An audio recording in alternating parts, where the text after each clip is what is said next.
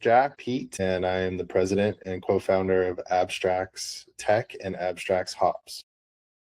Perfect. Well, I'm going to talk a little bit about your story, but just to kind of grab everybody right off the bat, tell me kind of elevator overview about what it is you guys do and kind of what you bring to the industry. Yeah, Abstrax Tech is where we started. We're originally from California, here in Southern California, and we started as licensed cannabis manufacturers.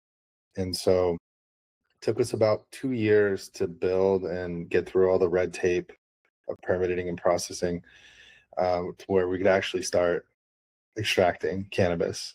And in the, roughly 2 years, we started consulting with other groups, and through that got pulled into a number of projects.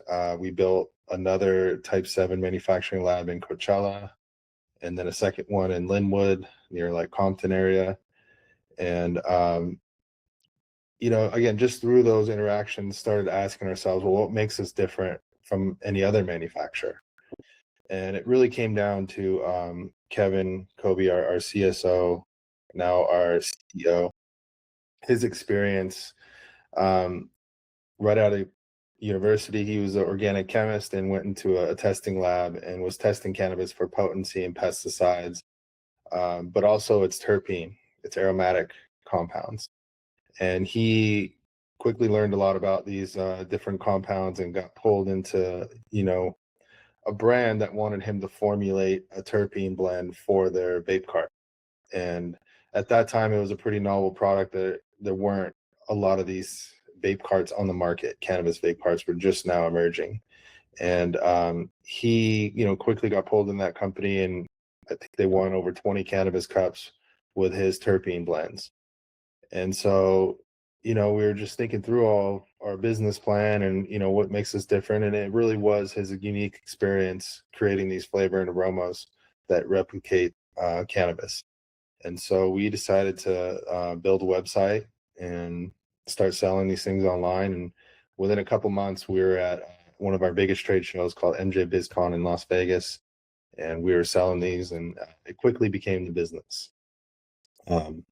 And through that, we started to double down and reinvest in the R&D of creating these flavors from cannabis. And we invested in what's called the GC Cross GC, and it's a two-dimensional gas chromatograph. And that helped us discover a lot of these unique compounds within cannabis and, later on into hops and other natural products. But really what that does, a one-dimensional gas chromatograph shows you the peaks and valleys. And a two-dimensional gas chromatograph is like a helicopter flying above that peak, so you can see what's lying behind it. And it's important because, one peak of delimiting, for example, it's very strong and it might look like just, one compound, but when you fly over that, there's actually 30, 40, 50 other flavor compounds that are hiding behind that peak that you would have missed. And so on average, with like cannabis, we're seeing, 300 to 500 aroma compounds, not cannabinoids or anything else, just aroma compounds. And, half of those we've roughly been able to discover, but the other half, just have never been discovered, haven't been identified, and just aren't readily available for you to just pick up off the shelf and grab and use. And so a few of those, we've been able to nail down, or like the really ethereal sulfur thiol compounds, which in the beer industry, they know very well what these thiol compounds are, and they're traditionally known as, off-putting, not a great thing to have in your beer, but in cannabis, it's quite the opposite. If you don't have those, like you're missing a lot of the freshness and the luster that comes with a fresh bag of OG Kush, for example, that's packed full of these sulfur thiol compounds, and they're so light and ethereal. They're found in like parts per quadrillion, right? I mean, so a typical gas chromatograph has a hard time picking these things up and discovering them. And we have an actual sulfur detector on our gas chromatograph that picks this up. And again, it's found in such small concentration, but has a huge impact on the overall aroma and flavor of cannabis.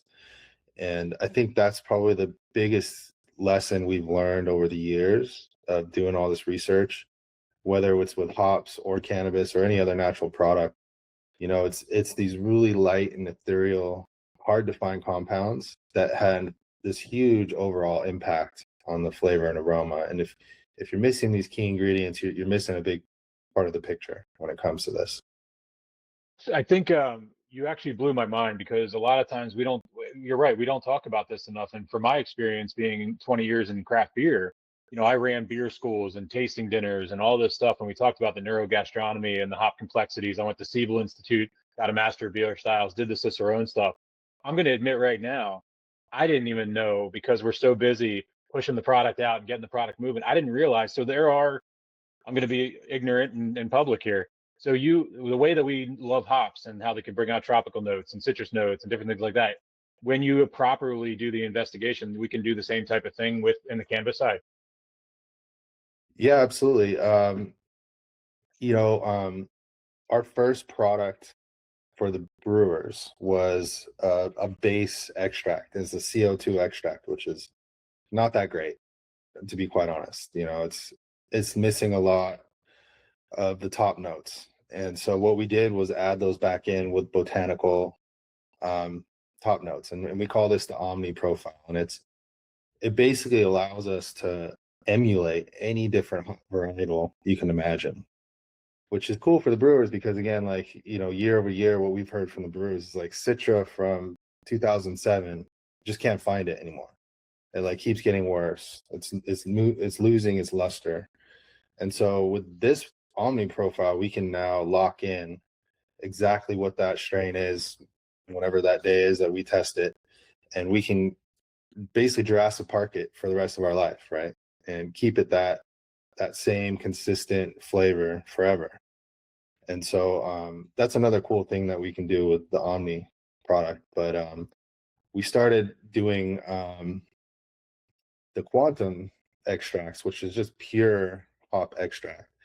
And what we started finding was that, people's shelf stability actually went up.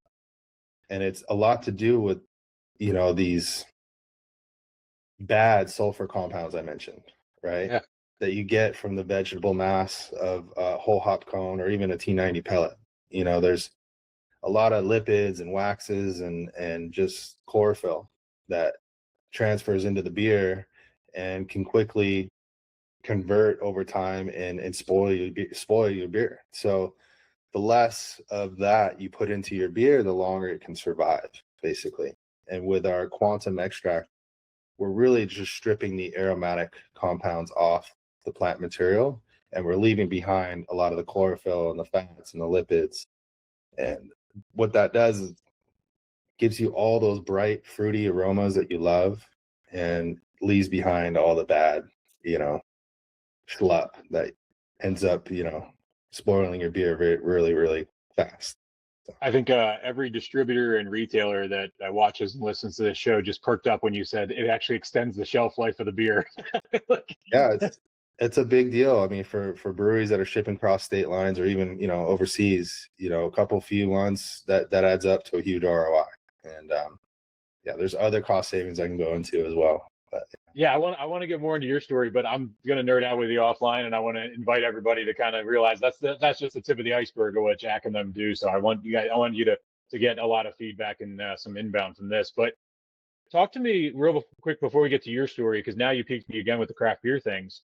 So with the beer, a lot of people don't realize when you brew and I'm not a brewer by trade, I'm on the other stuff, but when you brew the beer and you have the hops gives the liquid taste, and then you put hops in the finishing towards the end to get the aromatics. Is that a process that's overlooked with how hemp beverages are produced today as an enhancement that could be a replicable process that's worked with beer? for hemp, you mean specifically? Yeah, for hemp specifically. Yeah. Yeah, I mean, with hemp, the problem with hemp is it inherently is bitter, right? The extract is very bitter, and it can make it very difficult to make it palatable, to be quite honest. And so you got to use either a lot of sugars or mouthfeel bitter blockers to mask a lot of that.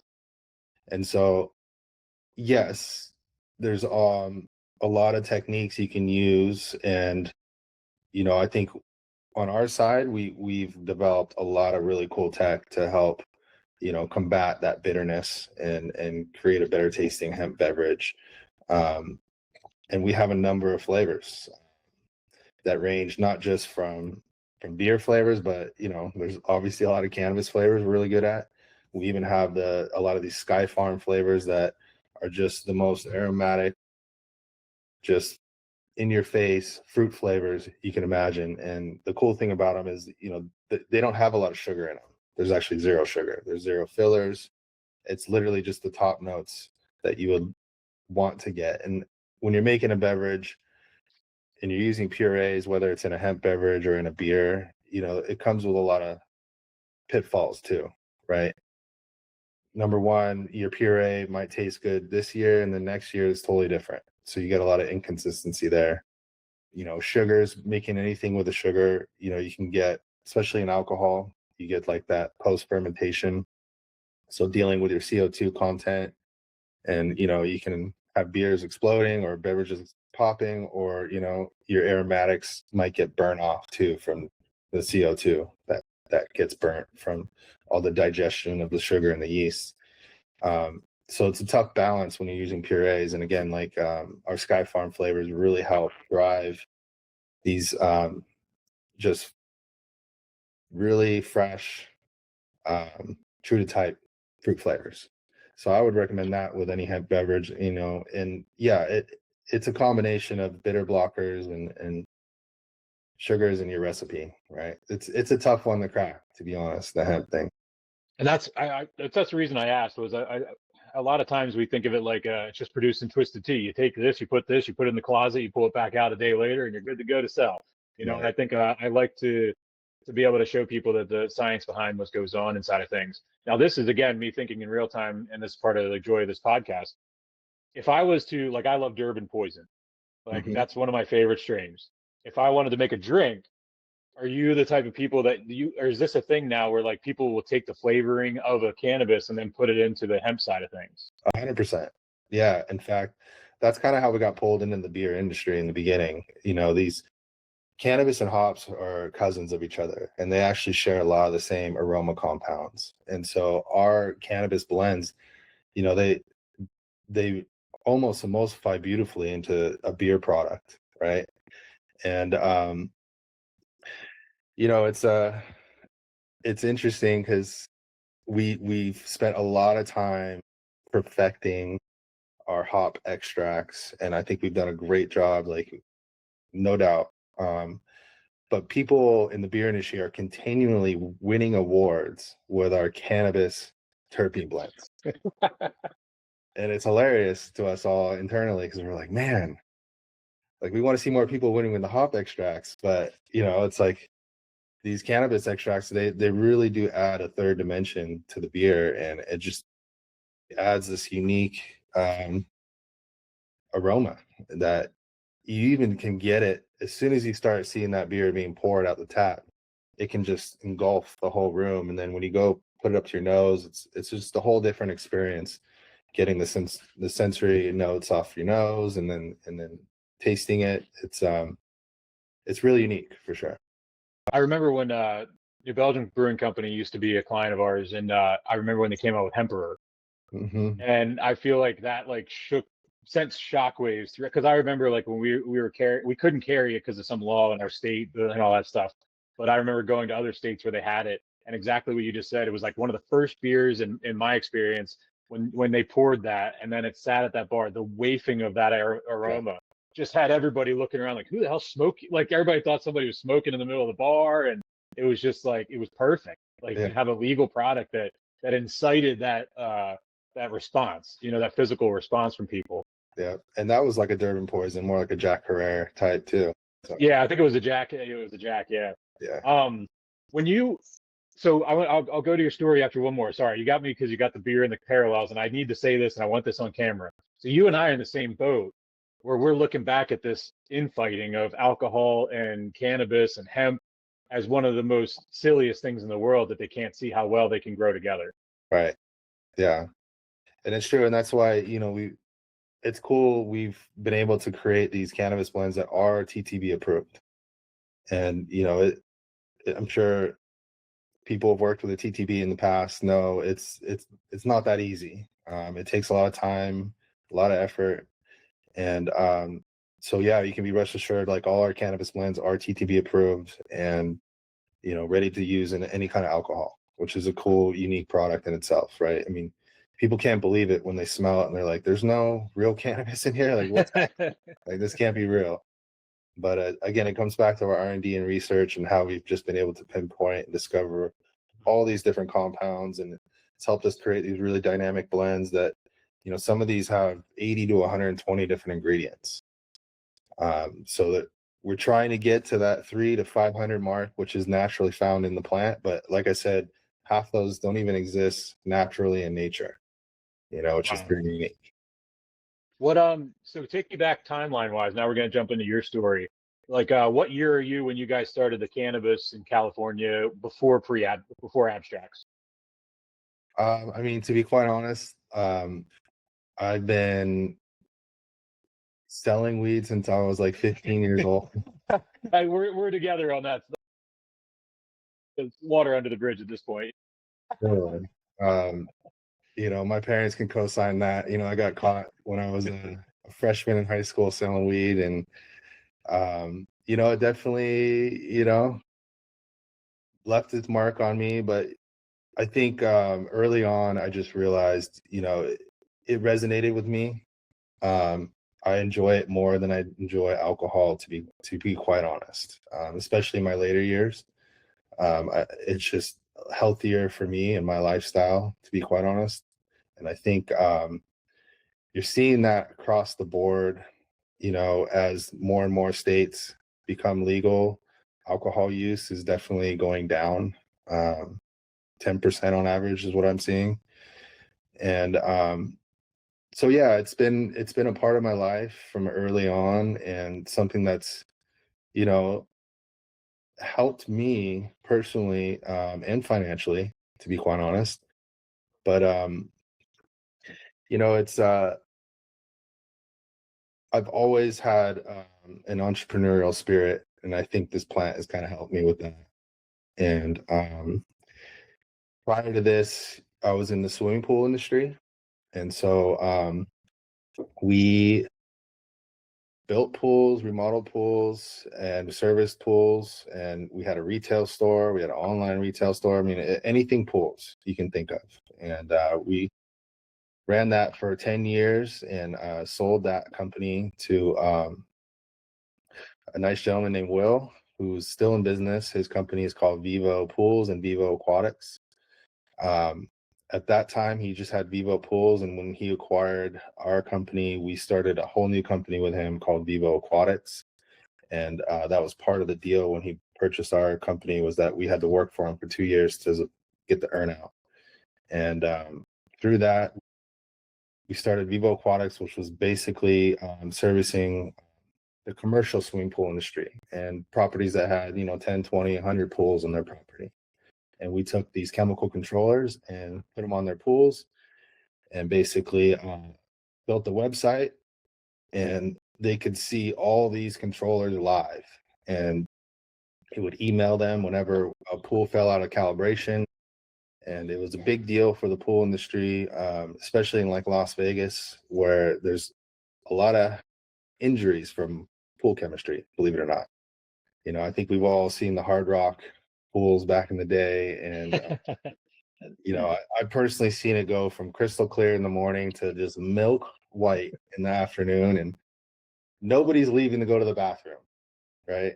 They're all just in the pool all day long, and I'm pretty sure we can all put together what they're doing in that pool, and it's gross. And so, the health department required a director of engineering to basically test the pool chemistry every hour, on the hour, which is a lot of labor. I mean, especially when you have multiple bodies of water. I mean, it takes a lot of labor. And so with our controllers, we basically got the health department of Vegas to agree to only have somebody check the body of water one time a day and calibrate it against our machines. And so the ROI was months. And we were putting these controllers on, every body of water we could for the MGM properties. I mean, we did even some work on the Bellagio fountain, the Mirage fountain, the Cosmo, the Aria, the Badara, MGM, all of them. And I was traveling a lot, going to Vegas, all over California, even Hawaii, servicing, these Sheratons and Marriotts and Ritz Carltons and St. Regis's, all these big corporations that have multiple bodies of water. It quickly made a lot of sense for them, and the ROI was there. And so, I was doing that, and my 2 years was up. And How old are you? And then what year is this right now? This is from 2014 to 2016. And so right at the end of 2016, my 2 years were up. I've been working a lot. I remember I had about 2-3 months straight. I didn't stop working all weekends, days, like I was just grinding. And I was in Park City, Utah, working at a Marriott mountainside right on the bottom of the ski lift, beautiful resort.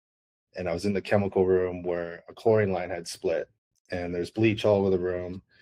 And my taste of smell, everything's gone. I'm just in this horrible environment, and I'm fixing these lines, hanging in these rafters, and my phone kept ringing. And I climb down from the rafters, and I pick it up, and it's this director of engineering from a Ritz Carlton in downtown LA.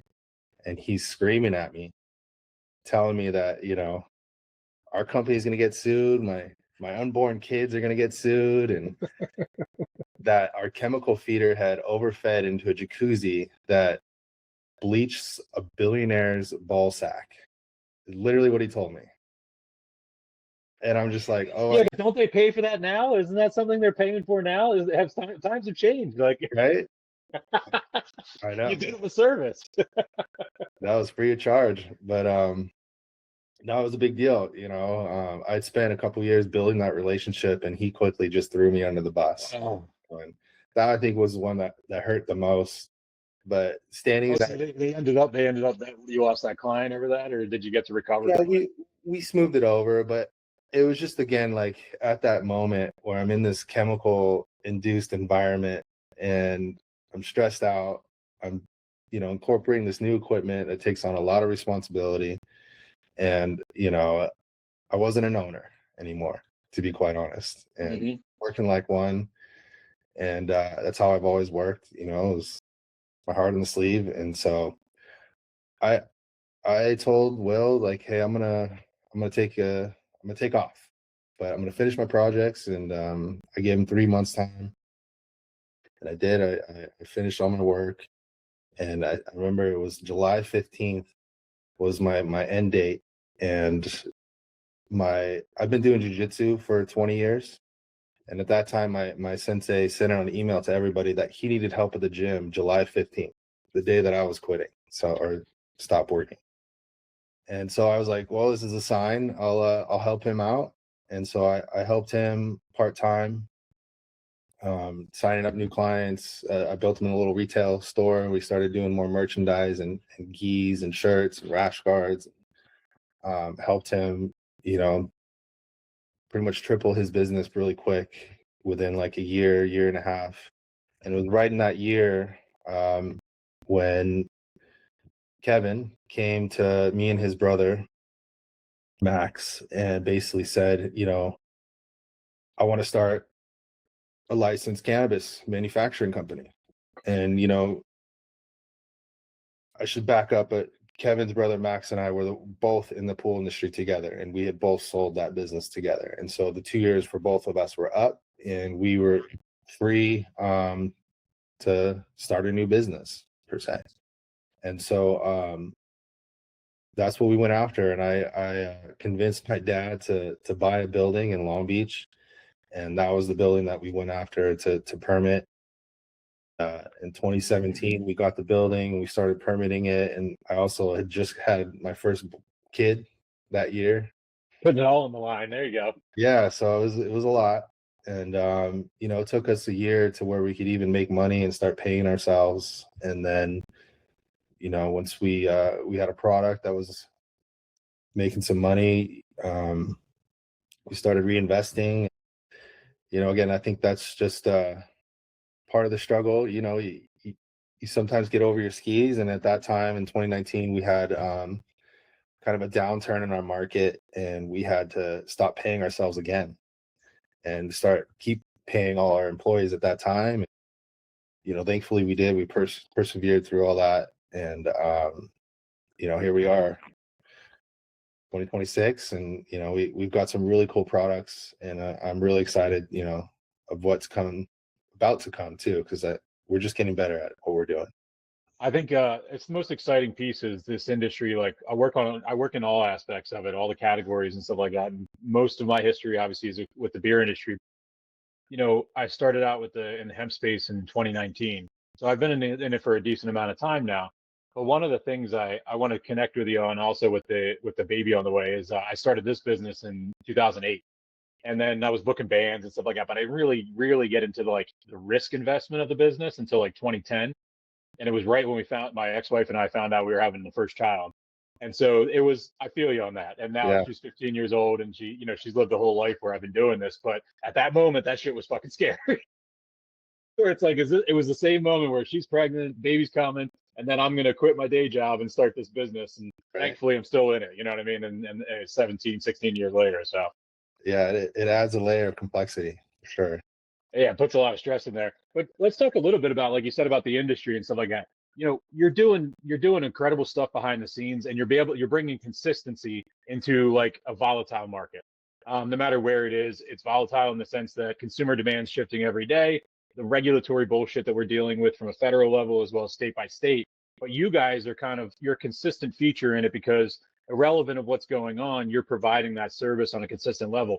What's it from your perspective? It's probably similar to mine from the service end of things, as far as like what's going on and what are the opportunities that maybe people are missing as far as what's going on right now. Well, for like what specific Yeah, I guess that was a loaded question. Yeah, let's keep it specifically with hemp beverages just for this, because that seems to be where that part is with things. So like, where do you see like the future of where that is, and kind of some opportunities that people are missing that you guys will be able to support them in innovations and such. Yeah, I mean, hemp. I think anybody that's in that market knows, you know, with the recent passing of that bill from Congress, you know, it's supposedly put the kibosh on that come November, um, which is a bummer because, you know, on our side there's a lot of momentum, especially with companies like Bevmo and Total Wine and even Target starting to carry a lot of these hemp beverages. Um, we had a lot of irons in the fire, and you know, since that bill passed, you know, a lot of that's been put on ice, to be quite honest. With that being said, you know, I think there's a lot of hope on the horizon for, you know, bill to be passed to where they delay that decision for maybe 3 years and come up with a better plan, because it will be, you know, detrimental. 100,000 people are going to get, you know, lose their jobs, and there's a lot of money in that market. It'd be a shame for them to just, you know, erase all that momentum. And then outside of that, like, you see other states like Illinois just said, hey, we're not abiding to that law. We're going to keep hemp drinks the way it's been, and you know, screw that. And I think you'll probably see more of that as it actually like comes to fruition. You know, states are going to be like, whoa, we got to figure something out for our citizens. Um, but I'm hopeful, you know, there'll be some common sense laws that'll come into play and hopefully change all that. So outside of the legal thing, I would say the biggest challenge is, you know, like you mentioned, supply chain consistency. It's kind of you know, when we first started seeing the hemp come online, you know, I think a kilo of CBD was $10,000, and now that same kilo is like $50 or something like that. I used to sell like the biomass and all the other stuff, and it was like the prices were insane, and now it's like just Yeah, make it. Like, I know. It's like I don't even know how they're making it costs more to ship it. It costs more to ship it than it does to buy it. right? they got to just be getting all the biomass for free, and the Well, economics make a lot of sense. But so finding a consistent supply chain on that realm, if you have it, I would keep it, because it's it's always ebb and flowing. I feel like on that end, it's either it's available or it's not, and depending on if it's frothy in the market or it's not, you really got to make sure you lock down your supply chain, and find a really good consistent supply of material. I And want then to touch on that for one sec before we jump to the other one, is because I talk a lot with brands about scaling. And I think having you on this, I want to dive a little deeper into exactly what you just said. A lot of these brands are used to mom and pop sales or liquor store sales and things like that, where consistency isn't always empirical. mhm, And when you get, I want to talk a little bit about, one thing I talk on my newsletter and on the show is about when you get to scale and you're rolling out 500 stores in convenience chain, or you're rolling out, 700 stores in a grocery chain. If you don't have that consistency, and then on the backside, from a capacity and production standpoint, if all of a sudden you're in the middle of that and your supply chain goes, oh, this is too much, like let's talk about that a little bit, as far as like how you guys bring that to the table, where it's like the scale is there, the consistency is there. And I think this is going to be the wake up call a year, 2, 3 years down the road, as the law does change. And I personally, we have a lobbyist with our company in Pennsylvania. We're getting ready. We already started in the fall. We're building a bill exactly aligned with alcohol, and carves out hemp beverages. And then later down the road, a couple years from now, it'll be edibles and flour. But right now, we're just starting out with the beverages, because we were told directly face to face with the lawmakers that's the only way it's going to get through in Pennsylvania. mhm. We're about 6 to 8 months away from that law getting passed and becoming part of the bill. And in Pennsylvania, we have a unique experience, unlike other states, because the state needs the revenue. So unlike the other states where this is getting pushed aside and pushed aside, our state is locked in, to the point where the governor is going to be championing it in a few little while and stuff like that. So we're a little bit different and unique in Pennsylvania. But what I want to get back to is, when these chains and groceries, as we're starting to see with Target, Sprouts, all the Circle K, they're picking the biggest brands. Mhm. So kind of let's talk a little bit about, let's give a heads up to the startup brands and the small guys that all of a sudden want to pitch to Albertsons and they want to pitch to HEB, what that means is from a supply chain level. Yeah, I mean, it's very important, right? As a manufacturer from the cannabis side, it trickles down all the way from the farm to the manufacturer to the buyers, right? And I think ensuring that you have somebody that can scale with your business is important. Because you might have a really bougie boutique extract today, but can it go nationwide? How high can you scale that product? And so it's important to find good suppliers, manufacturers that can create those extracts that you need for your product, and scale with your business, and also grow with you too, because you might be paying a lot as a young company, and then once you mature, you're going to be expecting economics of scale, right, and better pricing. So ensuring that you trust your partners to grow with your brand is important. And I think sometimes that takes taking a little bit of a hit in the beginning to know that they're going to grow with you in the long run. Um, and we see that personally on our side. We're just one ingredient sometimes in a product, but we work with so many different brands and co-packers, and we're always trying to connect the dots and help our clients grow, because if they grow, we grow. And so it's a teamwork effort. And I've always believed that you do good by people, they'll do good by you. So um, yeah, that's my biggest piece of advice there. No, and it's the best. And you guys work in the alcohol industry as well, and everything's cut through. And it's the trust needs to be there across the board with all this stuff, because not only is it a regulated industry, but it's a constantly attacked industry. So everybody's cautious, everybody's paranoid. And I think that's the number one thing, is like building relationships with trust and scale. And I think that's the only way this goes, because mom and pops are really important. I live and die by them. But those chains are what really is going to make building or businesses generational and built for 10 to 15 years from now. 100%. Yeah, couldn't agree more. And that changes everything. That changes the mindset as an operator and a founder too. And I think that's a challenge that a lot of founders are seeing right now, is going from the hobby to the small business to the chain activation and representation. No doubt. So uh, let's talk a little bit about, we got a couple more minutes here. I want to talk about partnerships. I was very interested to hear you just said you sold your business with your partner, and then is he also in this business as well?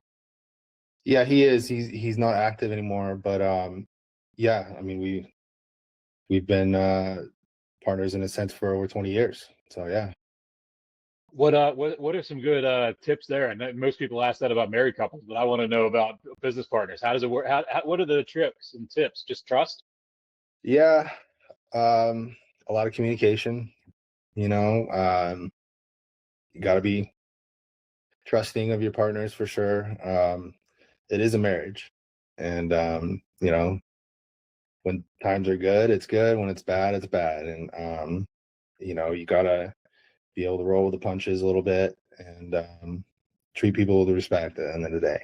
You know, to treat people the way you want to be treated. It's kind of how I live my life. It's how we were raised, and unfortunately, it has to be said because we don't always do that as a society. So I appreciate you bringing that up. Yeah, totally. In closing, are there any things you want to plug or anything coming up in 2026 that we can kind of get on the radar for everybody? Um, I mean, yeah, if you're in the beer industry, you know, definitely the quantum. We do a lot of toll processing there as well. Um, you know, when you quantum toll your hops with us, you know, we're seeing on average we can 5x your flavor and aroma. So you give us, you know, 500 pounds of hop pellets, and we'll give you back 2,500 pounds of hop aroma equivalent. Holy Um, hell. yeah, so a lot of efficiencies there. And like I said, we're not just seeing efficiencies on aroma, but also, you know, there's less biomass in your brewing process. And the more hops and biomass you add into your brewing process, the more beer gets soaked into that biomass. So you're on average, we're seeing brewers are able to make 30% more beer when they use our quantum extracts. Um, and then we mentioned the shelf stability, right? There's less of the chlorophyll and the fats and the lipids in your finished product. So what we're seeing on average is people's beers surviving 2, 3, 4 months more than they should. Wow. Wow. So you're doubling shelf life for certain products. Yeah, 100%. I mean, IPAs, they don't survive very long. So anything you do to help that is, I think, a huge advantage. And yeah, the Quantum's great. We're coming out with a lot of new Sky Farm flavors. You know, again, these are all TTB approved. Just they represent the freshest and the most perfect version of a fruit flavor and aroma. So it's got, you know, none of that cooked off flavor that can sometimes happen in when you're making beer. And you know, there's none of that like perfumey, potpourri, floral. And no biscuits here. Yeah, it's just true to type, really in your face flavors. And then, you know, again, I mentioned those Omni profiles. If you have a strain of hops that you love this year, you could send that to us and we'll analyze that. And like I said, we can Jurassic Park it forever. And so that'll be your custom SKU. And also with the Omni, we can even add in like Sky Farm flavors if you want like a peach or a pineapple citra. Like we can make a custom Omni hop profile for you. And that's kind of cool because also on the hemp side, you know, there's a lot of hot waters that are coming out. I think there's not enough people doing that. You know, it's a category of its own, but on the hemp side, I haven't really seen that. And I have yet to see a hemp infused hydration product. That's for sure. yeah, and you know, we're always innovating. We have a really cool team of flavorists and chemists, and so if there's ever a product you're thinking of or a flavor you're thinking of, guarantee we're already kind of scratching our heads on how to develop that if we haven't already.